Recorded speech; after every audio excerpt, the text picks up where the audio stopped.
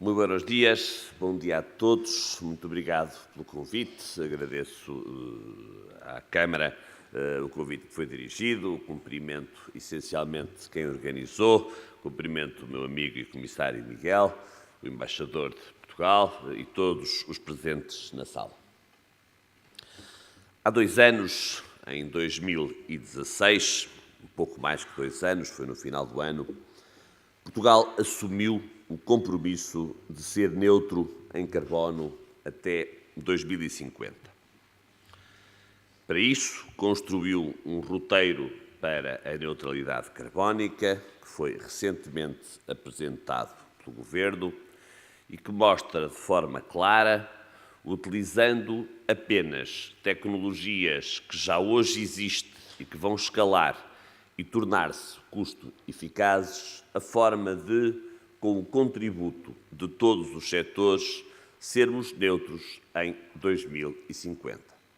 Não conheço no mundo nenhum outro país que tenha um roteiro construído com esta densidade técnica e esta capacidade de facto, cumprir esta mesma meta, tanto mais que, dos diversos cenários que foram avaliados, o cenário que mais facilmente nos permite ser neutros em 2050 é o cenário em que a economia cresce mais.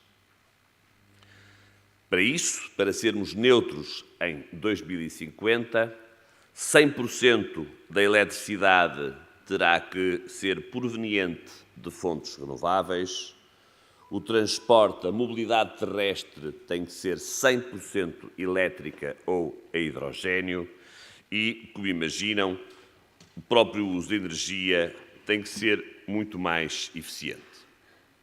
Este é um trabalho a 30 anos. Ninguém acredita num trabalho a 30 anos em que o maior esforço não seja já nos próximos 10 anos. E por isso é na próxima década que vamos colocar este maior esforço de redução de emissão de gases com efeito de estufa. Temos mesmo que inibir a ultrapassagem do 1,5 grau no final do século e já todos percebemos que só o conseguiremos se formos neutros em carbono no ano 2050. Mas precisamente porque a próxima década é tão importante, e referindo até o exemplo que já foi dado pelos meus antecessores, Portugal já apresentou o seu Plano Nacional de Energia e Clima. Vamos começar agora a discuti-lo dentro do nosso país. E a ambição que temos, muito realista, muito concretizável, é de facto grande e maior do que a expectativa que tínhamos quando iniciámos a elaboração deste mesmo plano. 3 exemplos de metas. Redução de emissões com gases que provocam o efeito de estufa. O ano de comparação é sempre o ano de 2005. A meta para a redução é de 45% a 55%. A meta que tínhamos era de 30% a 40%, agora 45% a 55%. Eficiência energética 35%, quando a meta que tínhamos era de 30%. E talvez o número mais importante para este setor, para o setor da energia, a incorporação de renováveis no consumo final será, queremos muito que seja, tem que ser, para cumprirmos as nossas metas, de 47%, quando o número que Portugal tinha, e já era dos mais ambiciosos na Europa, era de 40%. Para esta transição, como imaginam, também a mobilidade, mas o setor eletroprodutor tem um papel da maior relevância. Sim, serão encerradas as centrais a carvão durante a próxima década e uma aposta inequívoca na energia de fonte renovável que tem que duplicar a sua capacidade de geração de cerca de 7 para 13 já durante a próxima década. Queremos já em 2030 que 80% da geração de eletricidade seja feita a partir de fontes renováveis.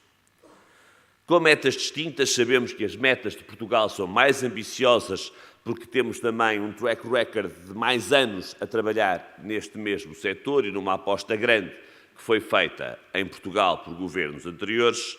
Sabemos que há um alinhamento de princípios, de vontades entre Espanha e Portugal. E, mais de uma década depois do arranque do MIBEL, a premência climática e a necessária substituição das fontes energéticas fósseis por energias renováveis conduzem a uma mudança significativa nos sistemas elétricos nacionais. Perspectivamos um sistema elétrico fortemente descarbonizado, digitalizado, com enfoque no consumidor, que pode também ser produtor de energia, enquanto player ativo no próprio sistema e que assegure níveis adequados de qualidade de serviço e segurança de abastecimento. Sim, as redes vão evoluir. A nossa maior expectativa, e sim, a todos os níveis as redes vão ter que evoluir, é sobretudo nas redes de baixa tensão, que nós acreditamos que essa evolução tem que ser mais evidente, permitindo que essas redes sejam smart grids, e serem smart grids é terem muito mais do que smart metering, do que contadores inteligentes, é serem redes preparadas, entre outras coisas, para a incorporação daquilo que for a microgeração nas cidades. A grande aposta, do ponto de vista da geração de energia elétrica, é, em Portugal, o solar. A energia solar ainda representa, num país com tanto sol como Portugal tem, uma parcela muito pequena da energia, da eletricidade, que chega aos consumidores. Há aqui um longo caminho para ser feito e é da maior importância que nos próximos anos o Estado, reconhecendo que está em causa um superior bem público, dê condições de estabilidade aos investidores no setor e, muito particularmente, aos investidores no solar. Claro que quando aqui chegamos e quando afirmamos este nosso compromisso e quando asseguramos a capacidade de produção de eletricidade a partir de renováveis, há sempre uma palavra ou uma preocupação que nos surge, que é a palavra segurança. De que forma é que nós vamos conseguir garantir a segurança de abastecimento quando 100% da eletricidade vier de fontes renováveis? E aqui, num país como Portugal, e quero acreditar que, apesar de ser muito maior geograficamente, num país como Espanha, a melhor forma de garantir esta mesma segurança passa pela existência de interligações. Temos que estar muito mais amarrados, seja entre os países europeus, Portugal, Espanha, França é um corredor evidente, como seja com Marrocos. E, a partir daí, um dia mais tarde, ao comum do continente africano. Nós só conseguimos assegurar perante nós próprios e cumprir as exigências naturais que os nossos cidadãos nos fazem se tivermos a certeza de que, com interligações, podemos ter essa mesma segurança de abastecimento.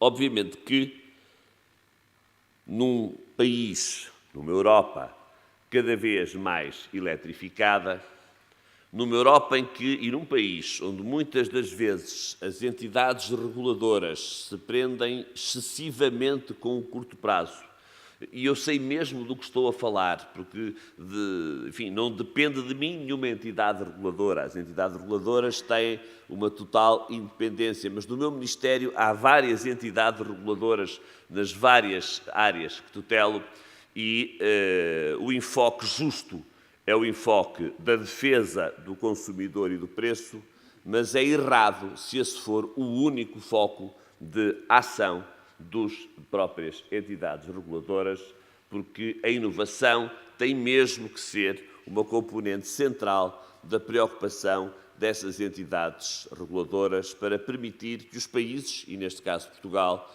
cumpram a sua ambição, e asseguro-vos que vai cumprir, de chegar a 2050 neutro em emissões carbónicas. Mas, ao mesmo tempo que isto é verdade, nós temos que mesmo perceber aquele que é a necessidade de, ao querermos eletrificar o país, termos necessariamente uma transição justa. Sabemos, em Espanha e em Portugal, que na história não há justiça. Nunca houve. E, portanto, não tenho a ambição de inventar a justiça na história.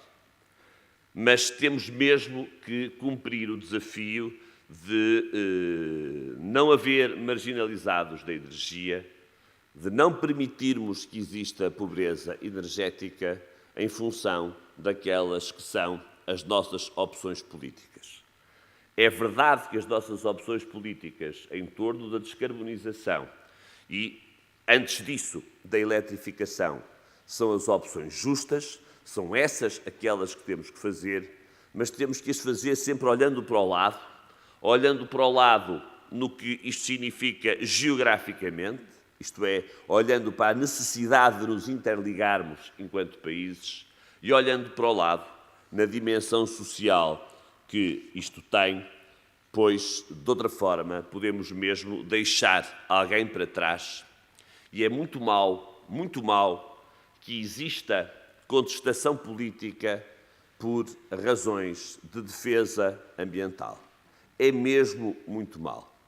Diziam há bocadinho, citando o Sr. Fabius, que, de facto, os que há 30 anos andam a dizer que é preciso salvar a Terra não estão a dizer a frase certa.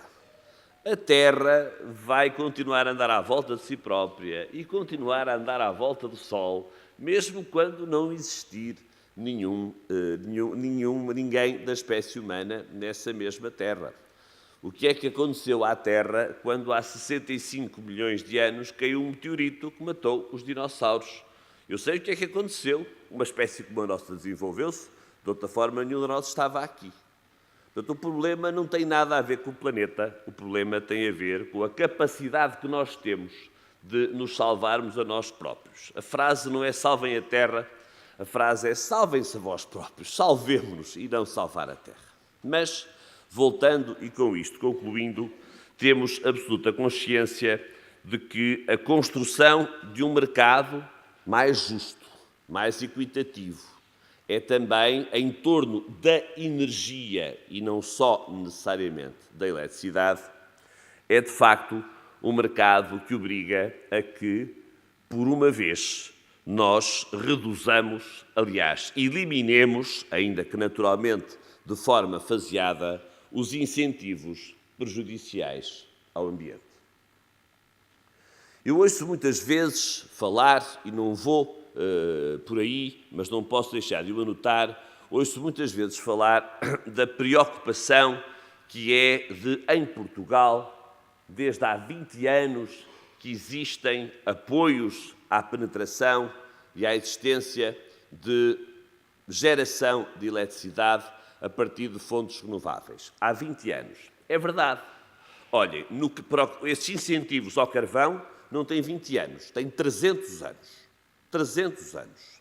E os incentivos ao petróleo têm 130 ou 140 anos. Há renováveis só têm 20,